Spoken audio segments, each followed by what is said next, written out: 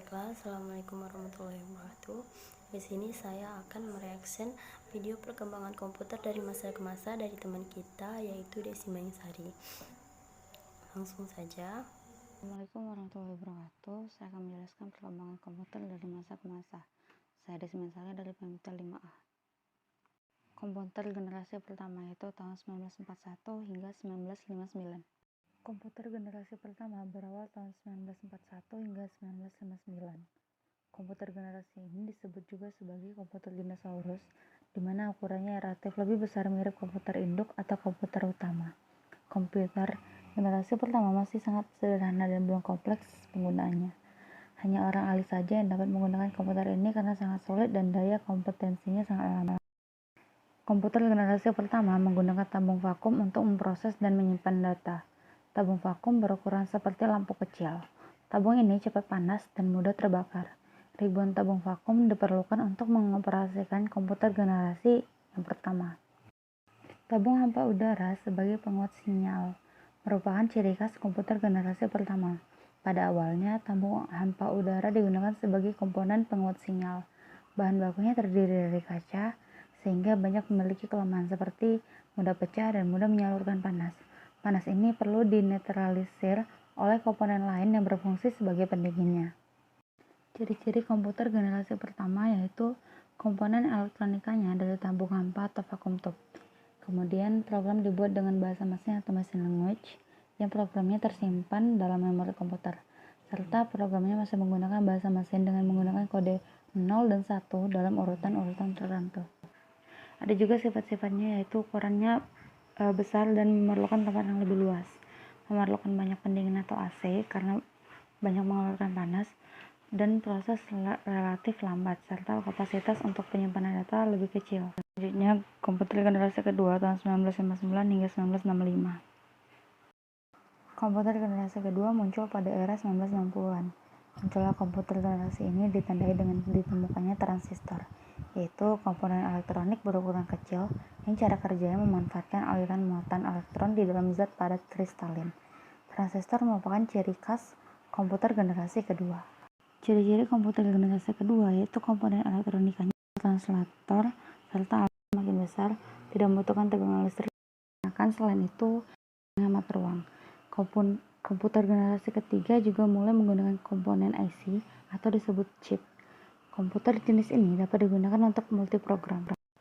Ciri-ciri komputer generasi ketiga itu ada 7. Yang pertama, komponen elektronikanya dari IC yang berbentuk lempengan atau chip. Program dibuat dengan bahasa tingkat tinggi, sudah menerapkan konsep multiprocessing dan dapat menjalankan program lebih dari satu multiprogramming dalam waktu bersamaan. Kemudian dapat berkomunikasi dengan peralatan lain untuk melakukan komunikasi data seperti telepon dengan komputer. Sebagai titik awal fenomena mikrokomputer, komputer menjadi lebih kecil dan lebih murah, serta konsep time sharing diperkenalkan. Adapun sifat-sifatnya yaitu ukurannya lebih kecil dari komputer generasi kedua, mulai mengenal multiprogramming dan multiprocessing, ada integrasi antara software dan hardware dalam sistem operasi, proses sangat cepat, kapasitas untuk menyimpan data lebih besar, serta menggunakan teknologi small and medium scale integration. Selanjutnya, komputer generasi keempat tahun 1971 hingga 1980. Komputer generasi keempat telah berkembang sangat pesat karena penggunanya sangat mudah atau friendly user dan serbaguna, apalagi di bidang industri dan teknologi informasi. Peranan komputer sangatlah membantu. Ciri-ciri komputer generasi keempat sebagai berikut. Komponen elektronikanya dari miniaturisasi disebut LSI. Mulai memperkenalkan VLSI yang merupakan panduan dari IC dengan kapasitas rangkaian dapat mencapai 100.000 komponen tiap chip.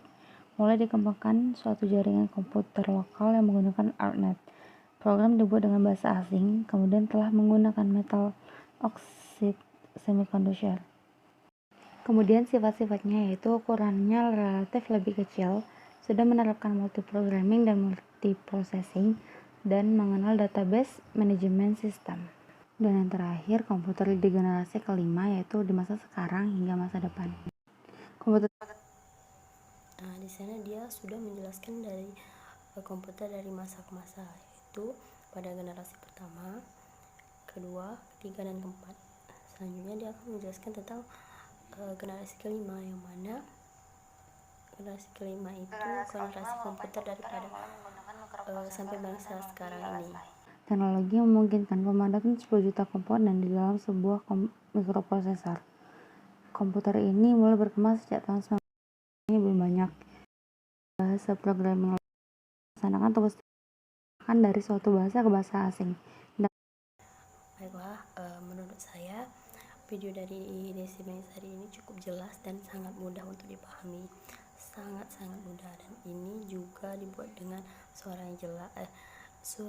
Video ini juga memaparkan dengan sangat jelas, suaranya yang jelas, dan pemaparan PowerPoint-nya juga sangat bagus. Saya senang dan materinya juga dapat dipahami. Sekian, terima kasih. Assalamualaikum warahmatullahi wabarakatuh.